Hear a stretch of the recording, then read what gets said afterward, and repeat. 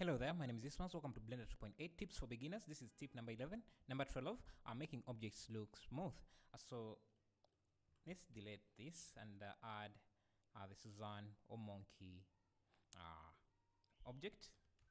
So you can see this is quite faceted, and we can see every single face that is there. But what if you want to make it look smooth?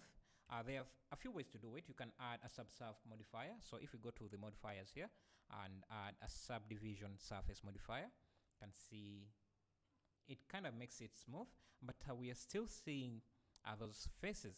So you can increase the subdivisions until you find something smooth like this, but you will realize that at some point the computer will start slowing down, mostly if you have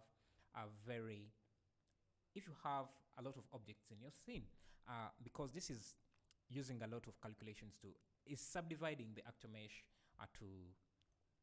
to get this smooth shading, but there's an easier way to make it to get the same effect without even using more subdivisions.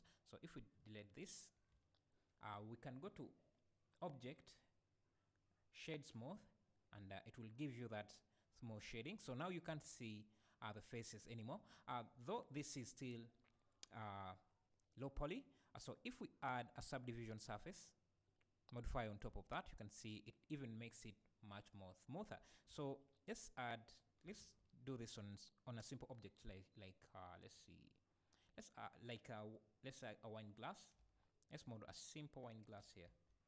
I'll go to edit mode and then extrude up, and let's subdivide this a few times, maybe 3 times like that.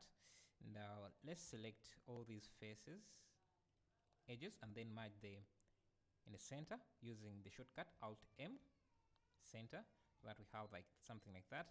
And we can select the outer